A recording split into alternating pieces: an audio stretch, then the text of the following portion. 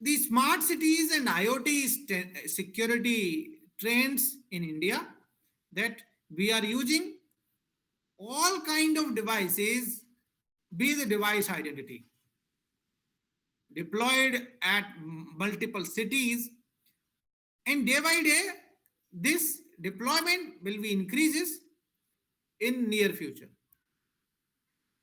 Another huge case of PKI in financial sector and RBI guidelines. RBI has mandates PKI based encryption for digital payment system.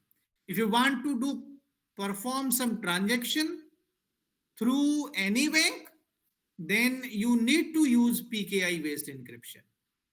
So PKI ensures, like, if you want to perform NEFT, RTGS or UPI, so all these ecosystems use PKI.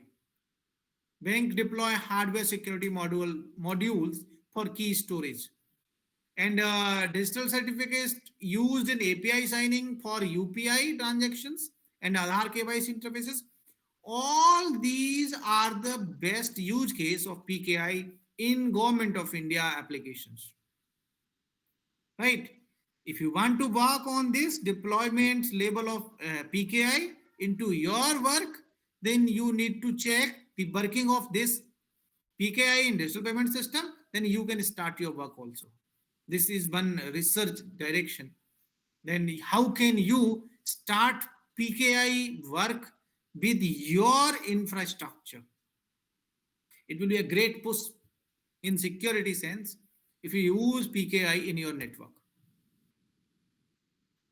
Now, in this session, we will discuss the global threats and those threats which are targeting PKI. So, particular session, this is regarding PKI. So, these threats may be in other dimensions, but I want to tell you that what's global threats targeting PKI. Certificate misissuance, like insider compromise or rogue certificate authority. So this is one main problem, the certificate misissue. Expired certificate is another issue. At Microsoft Teams 2020 is having the expired certificate. Then massive outage will be there. Supply chain attacks, tampering with signed software like SolarWinds 2020. So all these tampering can be done. Supply chain attacks may be there. Key exfiltration, cloud misconfiguration expose private keys. If in your system or in your cloud there is misconfiguration, then it may expose the private key. Then it will be a great problem for all of us that will create a global threat in PKI. There is a case study in 2020 that one attack is called as SolarWinds attack. Here, affected is US government and Fortune 500 companies, where malicious code signed with valid certificate, malicious code to evade detection. Right? So what is the lesson with this SolarWinds attack? After this attack, we learned that the PKI alone cannot ensure trust. Okay. So PKI alone cannot ensure trust without integrity in the signing workflow. This is the main lesson from this SolarWinds attack. Without integrity in signing workflow, PKI alone cannot ensure trust. So you need a particular PKI with set of rules that ensure trust. Another case study is from the Microsoft Exchange server that was happened in 2021. Here, in this particular Microsoft Exchange server, exploited invalid SSL certificate chains for C2 communication. Attacker installed Wave cells under legitimate certificate entities and it revealed need for continuous certificate transparency and monitoring. Indian cyber threat statistics. As on the data I have received for up to the last year 2024 data, and because we are in 2025, so the next data will be in I think January or in December, regarding the threat statistics by these national survey organization. So 1.3 million cyber incidents reported by certain in up to 2024. In particular, 2 or 3 years, phishing and data theft attacks rose 45%. Right. So we need to focus on this part also. Another statistics is related to the 38% of the financial breaches.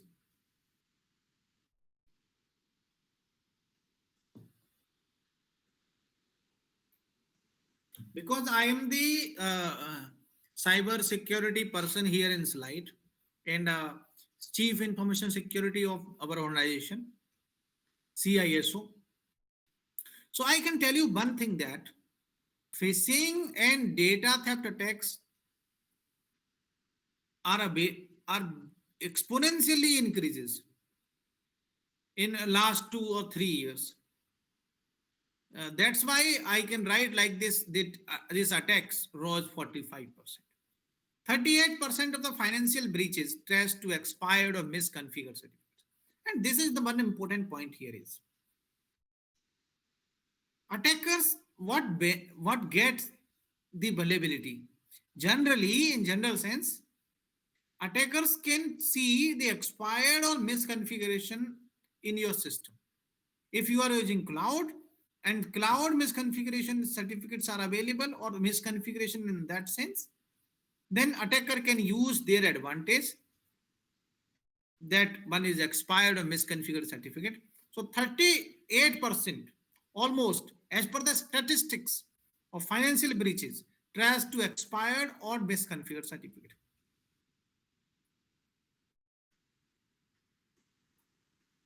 So where we reach, where we give our feedback, where we get response from the government side. So National Cyber Coordination Center, NCCC, NC3 agency is there, and this National Cyber Coordination Center strengthen PKI based digital trust. If you have any questions regarding the National Cyber Coordination Center, then you can directly reach with this website, National Cyber Coordination Center, Indian National Cyber Coordination Center. Website is available. You can write in context us section, and then you will get reply from that part. If you want to give your suggestion, then the suggestion will be very helpful for National Cyber Coordination Center.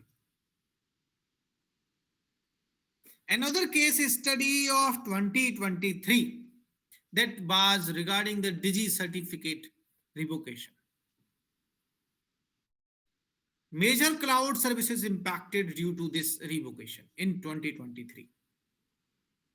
Revoked all around 1 lakh certificate due to compliance issues and issuance. Emphasized automation and health monitoring of certificate life cycle. So this was happened in 2023. Revocation was impacted major cloud services. If we talk about PKI in cloud native security, cloud PKI services like AWS, Azure, GCP automate certificate provisioning. This is all done with the help of cloud plus PKI. Kubernetes clusters uses PKI for node authentication, service to service TLS connections.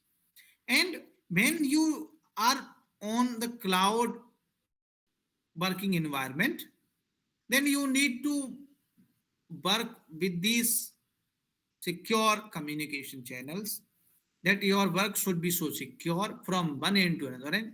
So service to service TLS connection should be there. And Kubernetes clusters use PKI, and you can use this cluster as a secure medium. And DevSecOps pipelines integrate PKI for code signing and CD integrity. That is good for cloud native security. And we can, if you want to work on this particular cloud native security, the research areas are open, like load balancing, certificate provisioning, management, certificate authority management, and particular key management. So all these areas are open for research nowadays. You, if you want to start work, then you can use AWS, Azure as a deployment medium, and you can get the results from the AWS and Azure, or you can submit the research here in particular journal like IEEE transactions specifically. So PKI in cloud native security is in a transition mode right now. You can start your work here with AWS and Azure and give your proposals. As I told you, we are in the transition time of PKI in cloud that is similar with these 5G and telecom infrastructure.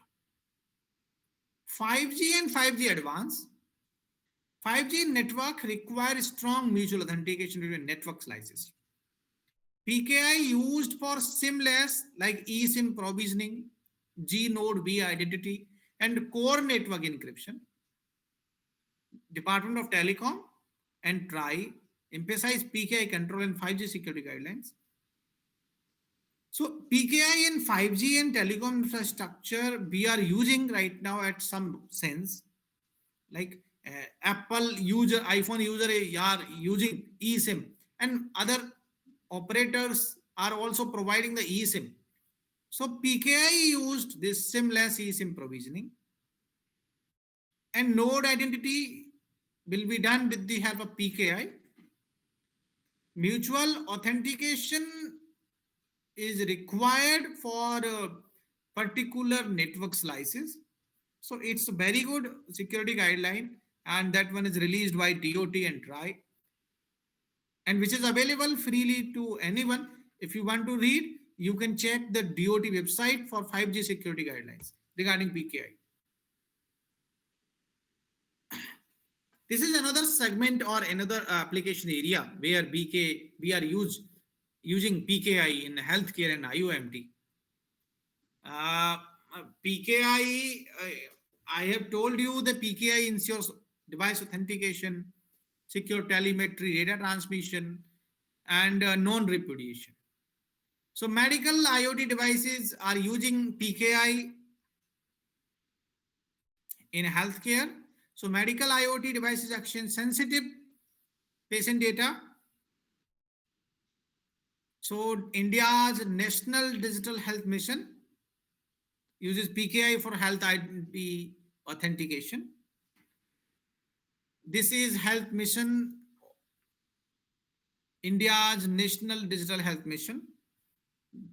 You can get the information about the status of this mission from the Ministry of Health, and Ministry of Electronics IT is providing the PKI support for health ID authentication.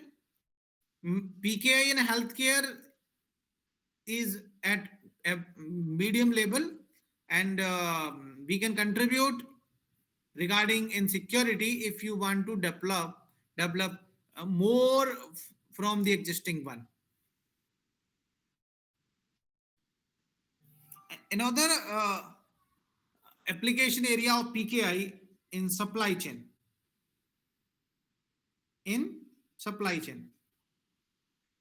So this is the used for code signing, firmware integrity, and secure boot chains. Global vendors like Intel and Cisco use digital certificates for hardware validation. PKI-based hardware root for trust under Make in India. This is another, and this is very essential because supply chain security is at most required. Multiple organizations have used PKI in supply chain security. So, as an Indian person, as an Indian manufacturer, or as an Indian enterprise person, we need to deploy our PKI in supply chain security. Now, this segment is related with the governance. So, PKI for e-governance. Example is NIC is using PKI in e-Praman Federal Identity Framework. E-Praman. So PKI links various ministries and state departments via cross-certified certificate authority, and it ensures applicable secure API level detection in e-district and BharatNet project. And government is working very fine with this PKI with the government services. Operational challenges are multiple challenges are operational in PKI management, like manual certificate renewal causing outage. You can see the example of Slack in 2023. The lack of visibility across multi-cloud environments, insider misuse of issuing authority roles, and need for centralized governance risk compliance GRC dashboards. So all this, these are the four, only four, not only four. I have listed only four here. You can see multiple operational challenges in PKI management when you will deploy. So manual certificate renewal, this is one of the main challenge I have seen. If you have any solution regarding this, that will be a great benefit for me as well as for the industry as well. And one of the important point here is insider misuse of issuing authority roles. We are in government sector. We have seen and we have read the multiple cases of insider misuse of the issuing authority roles. So how can we prevent this? This is operational challenge. Lack of visibility across multi-cloud environment. When we have multiple clouds in a particular service, then we need to work on the visibility part. Need for centralized governance risk compliance dashboard. Because if you have any problem with this system, if you have any risk with this available system, then you need to work with the centralized portal. So there is a particular need for centralized governance risk compliances dashboards, where we can find out what are the available grievances or risks available. In India,